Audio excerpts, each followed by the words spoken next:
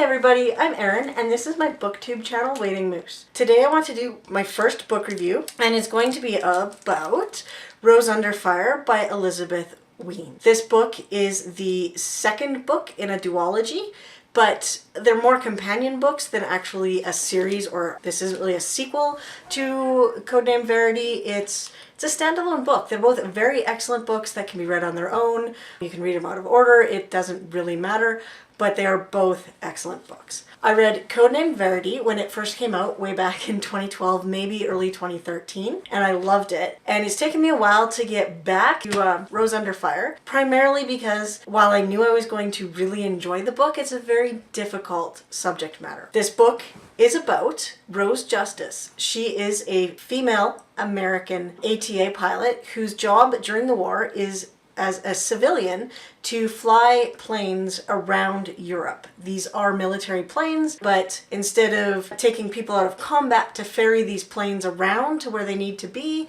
they hired women and non-combat people, civilians, to pilot these planes and move them around the countryside. As Rose is ferrying a plane back to England from Paris after the liberation of Paris, she is captured by the Germans and she is taken to the women's concentration camp Ravensbrück. The story is about the people she meets in Ravensbrück, and it is a very interesting story about what life in the concentration camp was like and what survival and hope really meant to the prisoners. I want to start out by talking about Rose a little bit. She's a poet, and the book is told from her point of view in the form of journal entries. So we learn a lot about her situation before she gets captured, where she is very bitter, I guess would be the right term, about the fact that women are not allowed in combat, and the fact that, she's stuck ferrying these planes around and it's not glamorous and it's not heroic. It's in the background and she doesn't feel as though she's really playing a role in the war effort. Then she ends up ferrying a plane to and then back from Paris, and she gets to see Paris. She flies around the Eiffel Tower, it's great, and then she gets captured. When she gets to Ravensbrück, the actual Ravensbrück prison, she meets a lot of women that have been there for varied lengths of time. It's a very stark reality when you're in a concentration camp. It's not nice, it's dirty, it's full of disease. People are dying all the time, they're starving, they're weak, they're cold, they're hungry, they don't have blankets, they don't have coats, they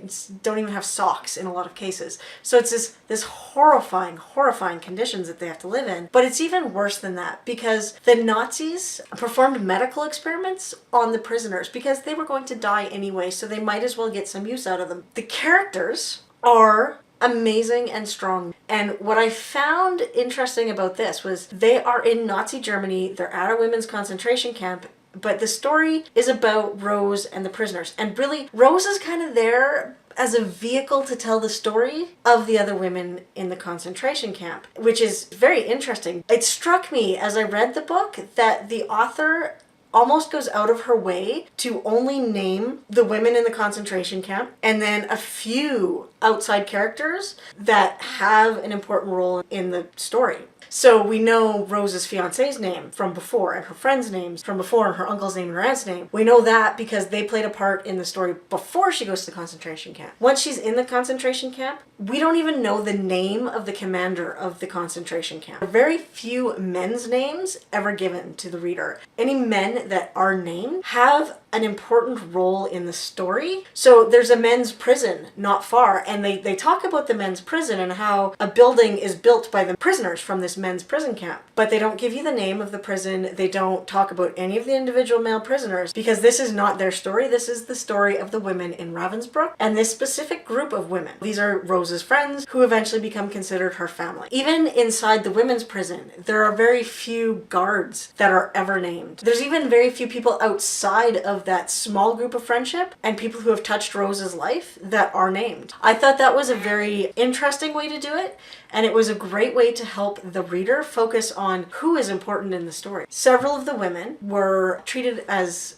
medical experiments by the Nazis because they were not expected to live. And some of those women are women that Rose gets to know. So there were, I believe, 60 to 70 women originally who came from Poland into Ravensbrück. So these are women that came there and they were the ones that were experimented on, and they were considered rabbits because they were experimented on. It's interesting in that the author actually does, in the end, not in the story text, but separately, she mentions the names of those women. I thought it was really cool that when you look at the title page inside, you can see there's some writing underneath it there. Those are the names of the Polish women that were taken in Warsaw and were experimented on for medical research. So the women, as I mentioned, the rabbits were from Poland. There's also women in this camp who are from Germany. There's people from America, Britain, Russia. One of Rose's friends turns out to be a Russian pilot. The author obviously did some research before writing the book and used that research well, because it never felt like it was a regurgitation of facts. It felt like the story was being told. I thought it was done so well, and the writing was perfect. If you think about it, when you're in a concentration camp, a lot of these people got to the point where they just, you're numb to what's going on. You're almost removed from it. There's this sense of hope, but hopelessness at the same time. And there's so much dehumanization going on that you can see it in her writing. And she even comments on it in her writing when she's writing in her journal, that it's just dry words on a page and that she can't capture the actual story. There's a starkness to the writing that is obvious, and it makes it emotional, but less emotional than I think it would have been if it had been written in another way. But I cried. I mean, there were times when I bawled at this book. I feel like it was written in a way to give us the information of what was happening, but it didn't glorify what was happening, and it didn't go into unnecessary gory detail about it, especially when you consider that it's a young adult book. It's amazing to me the role that Hope played for these characters, and it's a beautiful book. I think that both this book and Codename Verity are books that people should read, especially the farther we get away from what happened in World War II and Nazi Germany. More desensitized we have become to it, and the more we forget the horrors. I say that because I was reading this and I was like, oh my God. I knew that they were starved, and I knew they were tortured, and I knew they're in prison, but I never really thought about the fact that they didn't have socks. And I never really thought about the fact that they lived in really disgusting, dirty conditions, and they had lice, and they had scabies, and dysentery and typhoid were huge concerns, and scurvy was a concern because they were so malnourished. So it's not like I thought that they had daily showers or weekly bubble bath or any way of keeping clean. It's just because I live so far removed from what happened, I don't think about that. Not only were they starved and tortured and murdered and gassed and then cremated, oh God, that's horrifying.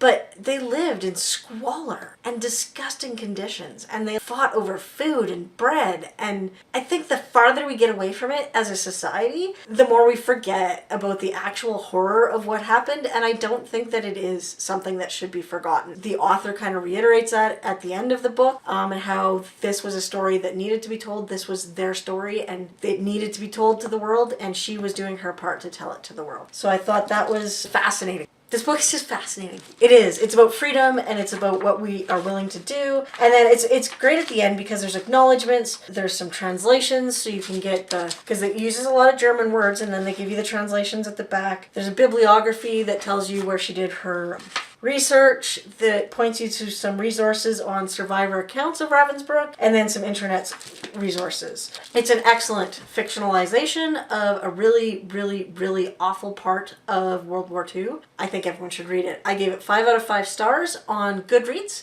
I absolutely loved it. Thank you for watching. If you have read the book and have any comments, I'd love to hear them. I hope you all enjoyed watching it, and I can't wait to get back to my next novel that I'm reading, which is right here, The Intern's Handbook. It's a thriller, and I'm hoping to be doing a review on it shortly. Thank you so much for watching.